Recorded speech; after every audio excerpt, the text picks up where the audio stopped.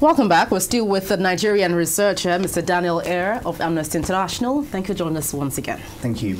Well, we left off with analyzing the authorities and how they have been responding to these reports. And I must ask, which other authority, apart from that of the military, you mentioned representatives also had meetings with you, which other authority you were involved in this sort of meetings as well?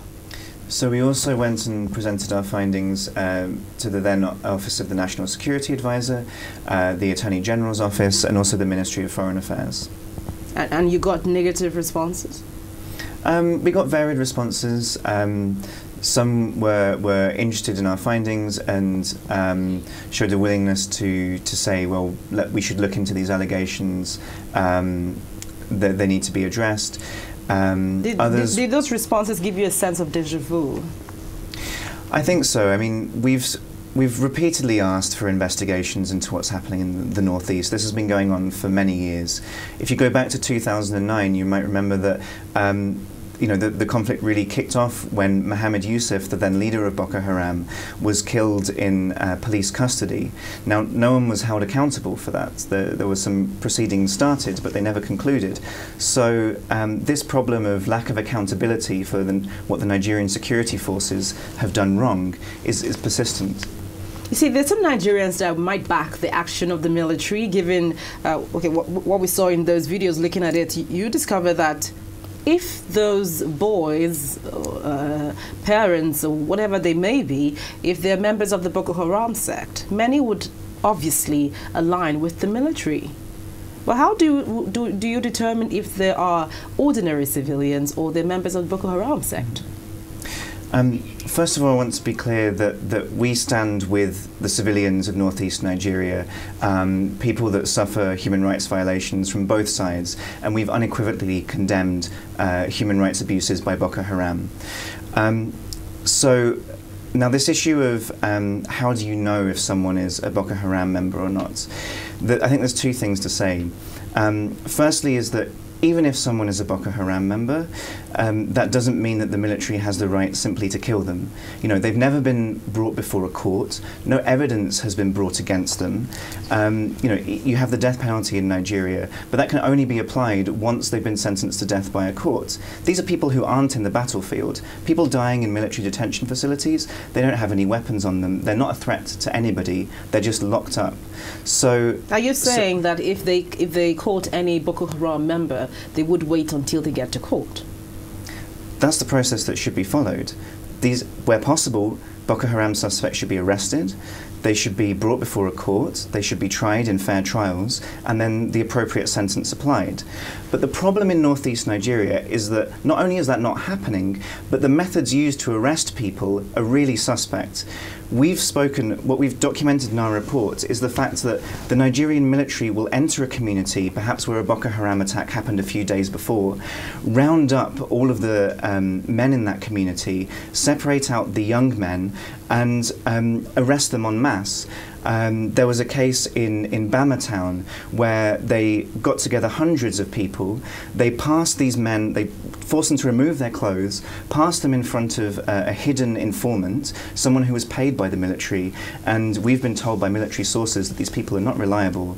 They just say, yes, this is Boko Haram, no, this person isn't, without any evidence. So 35 people were arrested based on the say-so of this one person. They were taken to Bama barracks, and 6 days later they were taken back to their communities and shot by the Nigerian armed forces.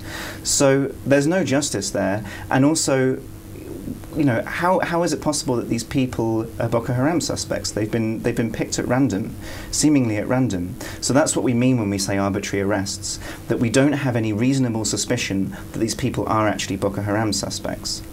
And when you look at how this conflict has escalated in the last few years, I think we can all agree that attacks by Boko Haram have got significantly worse in the last 2 years. One of the reasons for that is that the military hasn't been identifying Boko Haram suspects.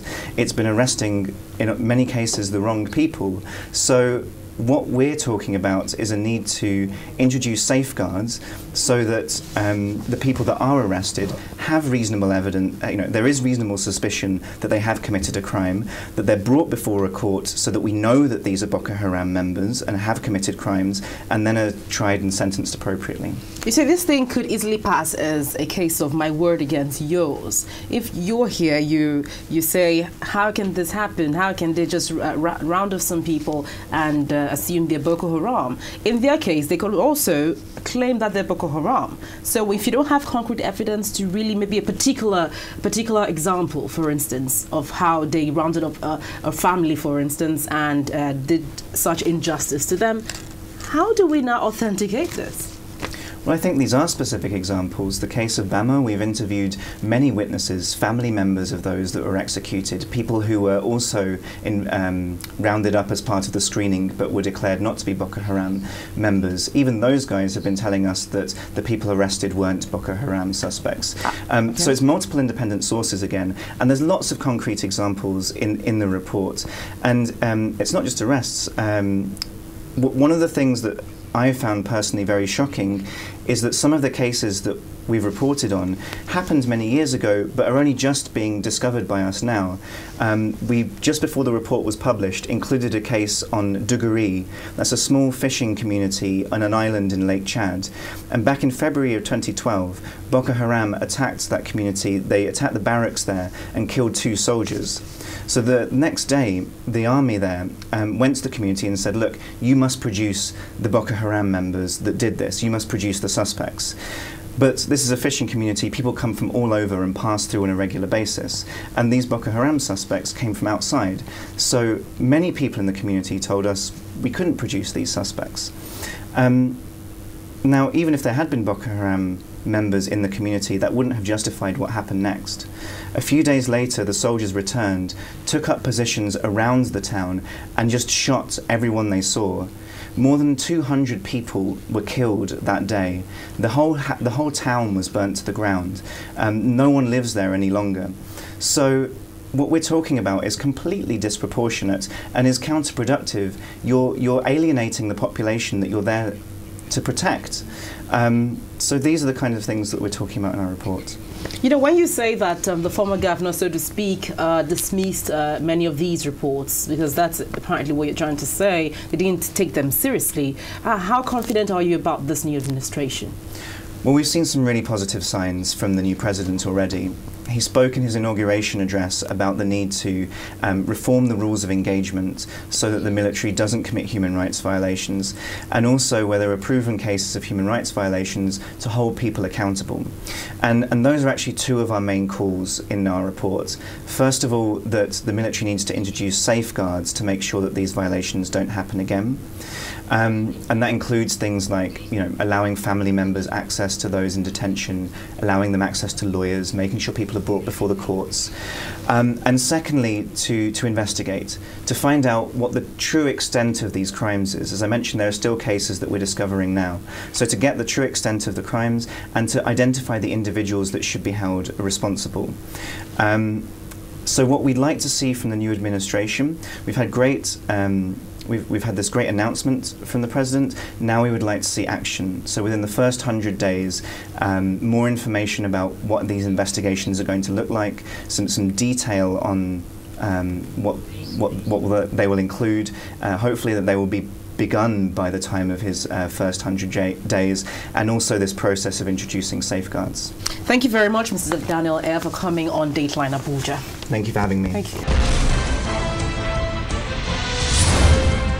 Well, thank you very much for your comments as always. Be part of the program by sharing your experiences with us using the address and Twitter handle on your screen. You can let us know anything happening within your locality, especially if you're in the nation's capital. But don't you forget, you can view the program on youtube.com/channelsweb/videos. Make your comments after viewing the current video as well as older episodes of the program. Always remember to include your name and where you're writing from. Thank you for watching this week. I'm Gloria Umezuke. See you again.